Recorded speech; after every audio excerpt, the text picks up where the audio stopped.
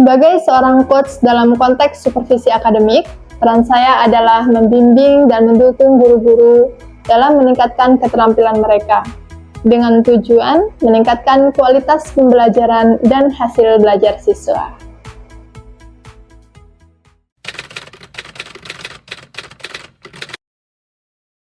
Dalam modul ini, saya mempelajari pentingnya coaching dalam supervisi akademik.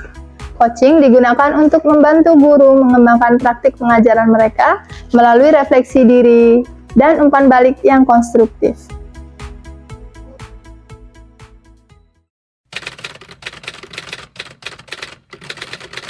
Saya merasa sangat antusias dan termotivasi sekali setelah mempelajari konsep ini karena melihat potensi untuk menciptakan perubahan positif di sekolah.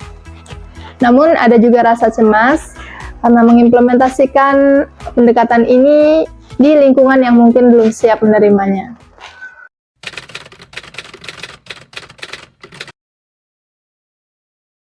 Saya aktif dalam diskusi, mengajukan pertanyaan-pertanyaan, dan mengaplikasikan konsep-konsep yang dipelajari di dalam sesi coaching bersama rekan guru, calon guru penggerak lainnya.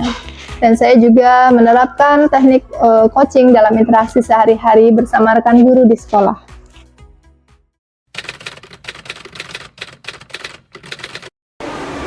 Saya perlu lebih konsisten dalam menggunakan pendekatan coaching, terutama dalam situasi yang menantang. Kadang-kadang saya merasa sulit untuk tetap pada pendekatan kolaboratif ketika ada tekanan untuk mencapai hasil yang lebih cepat.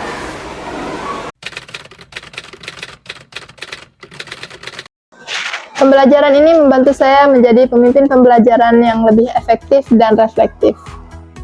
Saya merasa lebih siap untuk mendukung guru-guru dalam perjalanan profesional mereka dan lebih matang dalam menghadapi tantangan di sekolah.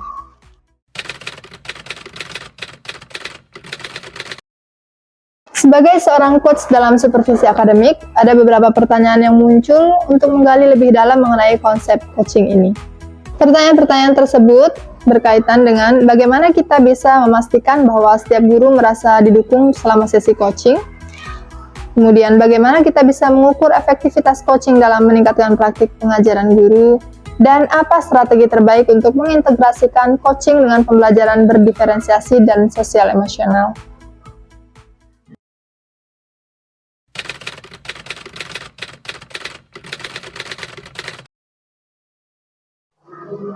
Melalui pemikiran pribadi, saya mendapatkan wawasan baru bahwa coaching adalah proses berkelanjutan, bukan intervensi satu kali.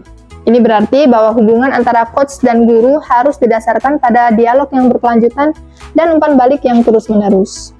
Kemudian, empati dan mendengarkan aktif adalah keterampilan kunci dalam coaching, karena ini memperkuat pentingnya membangun hubungan yang saling percaya dan mendukung antara coach dan guru.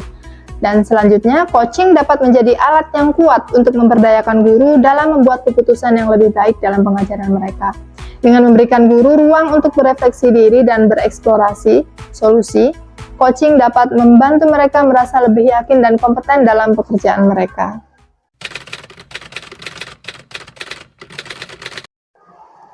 Dalam konteks sekolah dan daerah saya, tantangan utama yang dihadapi meliputi yang pertama, resistensi terhadap perubahan.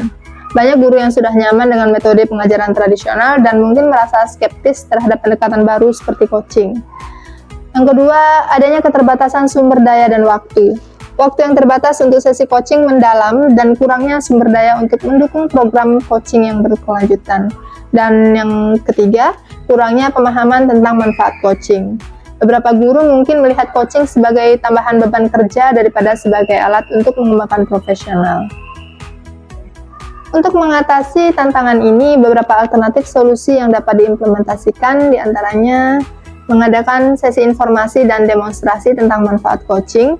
Ini dapat membantu guru memahami bagaimana coaching dapat mendukung mereka dalam mengembangkan praktik pengajaran mereka. Selanjutnya, menyediakan pelatihan tambahan bagi guru tentang teknik-teknik coaching dan penerapannya dalam pembelajaran sehari-hari. Pelatihan ini dapat meningkatkan keterampilan guru dalam menggunakan pendekatan coaching secara efektif. Selanjutnya, mendesain sesi coaching yang lebih singkat namun tetap efektif dengan jadwal yang fleksibel, Guru dapat lebih mudah menyisihkan waktu untuk sesi coaching tanpa merasa terbebani. Dan selanjutnya, mencari dukungan dari pihak sekolah dan komunitas untuk menyediakan sumber daya yang diperlukan. Ini termasuk mendukung waktu dan material yang dibutuhkan untuk menjalankan program coaching yang berkelanjutan. Dan terakhir, menggunakan pendekatan bertahap dalam mengintroduksi coaching. Dimulai dengan pilot project pada beberapa guru yang lebih terbuka terhadap perubahan, kemudian mengembangkan program berdasarkan feedback dan hasil yang diperoleh. Kesimpulannya, melalui refleksi, saya telah mendapatkan wawasan baru tentang pentingnya coaching dalam supervisi akademik dan tantangan yang dihadapi dalam implementasinya. Dengan strategi yang tepat dan dukungan yang memadai, saya percaya bahwa coaching dapat menjadi alat yang kuat untuk meningkatkan kualitas pembelajaran di sekolah, mengintegrasikan pembelajaran berdiferensiasi dan sosial emosional dalam pendekatan coaching, dapat membantu menciptakan lingkungan belajar yang lebih inklusif dan mendukung bagi semua siswa.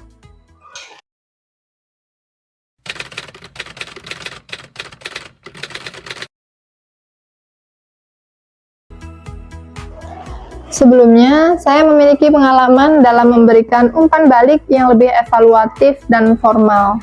Menggunakan pendekatan coaching merupakan perubahan besar yang membutuhkan penyesuaian dalam cara saya berinteraksi dengan guru. Di masa mendatang, saya akan terus menggunakan teknik-teknik coaching dalam supervisi akademik dan mendukung guru-guru untuk menjadi lebih reflektif dan proaktif dalam mengembangkan praktik pengajaran mereka. Dari modul pembelajaran berdiferensiasi, saya belajar tentang pentingnya menyesuaikan pendekatan dengan kebutuhan individu. Nah, pendekatan ini sangat relevan dalam coaching, di mana saya harus menyesuaikan gaya dan strategi coaching dengan kebutuhan dan preferensi setiap guru. Informasi dari buku dan artikel tentang coaching dan pengembangan profesional guru memberikan perspektif tambahan dan teknik yang dapat saya gunakan untuk meningkatkan efektivitas sesi coaching. Kesimpulannya, coaching untuk supervisi akademik adalah pendekatan yang kolaboratif dan mendukung yang dapat membantu guru mengembangkan praktik pengajaran mereka melalui refleksi diri dan umpan balik yang konstruktif. Dengan mengintegrasikan pembelajaran berdiferensiasi dan sosial emosional, serta menggunakan keterampilan coaching yang efektif, saya yakin dapat menciptakan perubahan positif di sekolah.